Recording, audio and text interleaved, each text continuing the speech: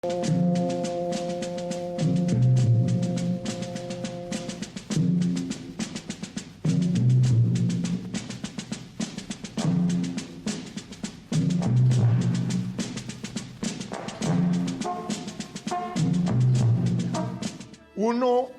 de los aspectos más controversiales en torno a la figura de Jorge Eliezer Gaitán lo constituye su pensamiento político.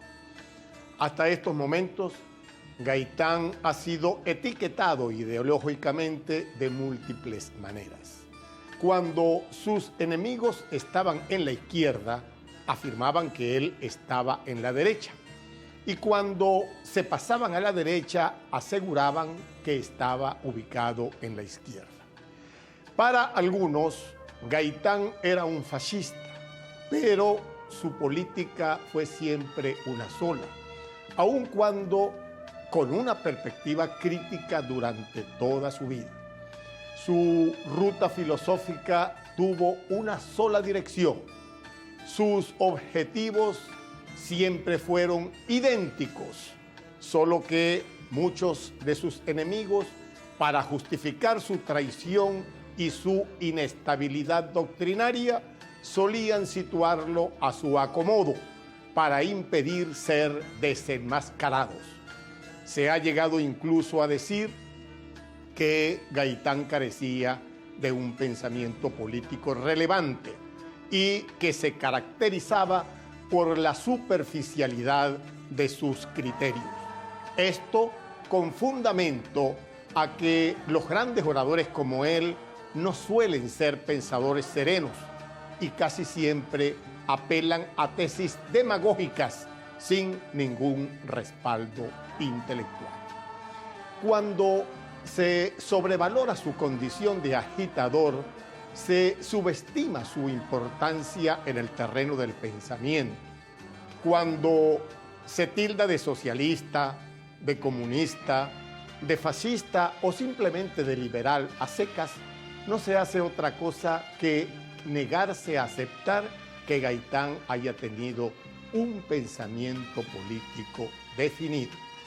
Sobre él se opina sin conocimiento de causa, guiados por prejuicios y fanatismos políticos. Quienes realmente conocen su obra coinciden en reconocer la existencia de un pensamiento político.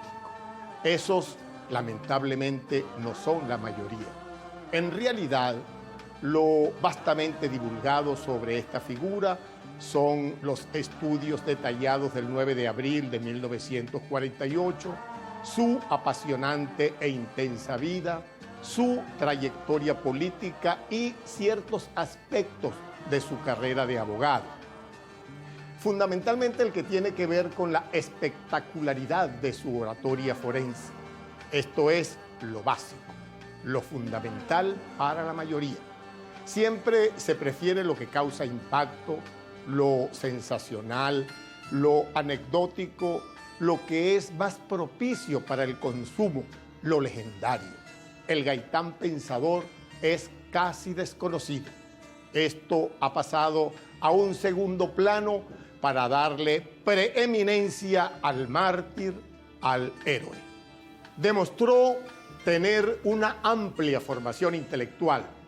Le daba a la teoría un lugar prioritario. Siempre buscó que el debate político entre los partidos se planteara en términos de las ideas. Son muy pocos los que han insistido en la unidad de su pensamiento político. Los estudiosos no van más allá de lo biográfico o de lo histórico. Nuestros historiadores han subestimado lamentablemente al pensador, al teórico, salvo extrañas excepciones como la del filósofo y periodista Jorge Sierra Montoya, quien se ha dedicado y se ha preocupado por la investigación de su ideario. Escasos escritores le han dado relevancia a esta faceta.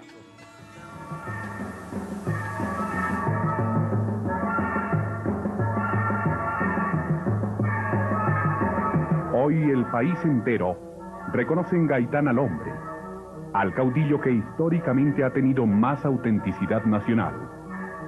Y sabe que lo logró con estudio, con conocimientos, con entrega total a la lucha del pueblo, con método y sin improvisaciones. La base científica que adquiere Gaitán, a través de sus largas vigilias de hombre de estudio, las utiliza el gran político para amurallar la pirámide de su lucha contra la injusticia y en defensa de las masas engañadas, desde su denuncia de la atroz matanza de las bananeras en 1928 hasta el 9 de abril de 1948. Las tesis de Gaitán, su pensamiento económico y social, su ideario político, mantienen una prodigiosa actualidad. Están ahí, en sus libros, discursos y programas.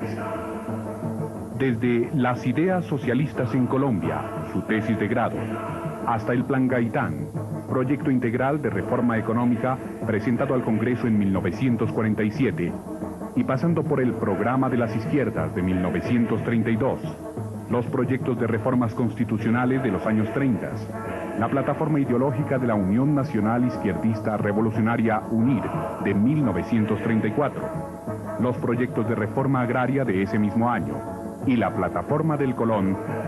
Todos estos documentos se identifican con un gran denominador común revolucionario, popular y nacionalista. Si algo revela con claridad meridiana la unidad de su pensamiento político, es el humanismo. Desde su primigenia formación, lo esencial y el punto de partida de todas sus renovaciones se centró fundamentalmente en los valores humanos. En sus primeros artículos escritos en la revista Apolo, ya hablaba Gaitán sobre la universalidad del valor humano intrínseco en toda sociedad. Se mantuvo fiel a esta concepción humanista. En su tesis de grado de 1924, Las ideas socialistas de Colombia, habló del humanismo socialista. En sus discursos, Gaitán insistía siempre en la defensa del capital humano. Concebía al hombre en un sentido integral, como una síntesis funcional de lo intelectual, lo afectivo y lo biológico.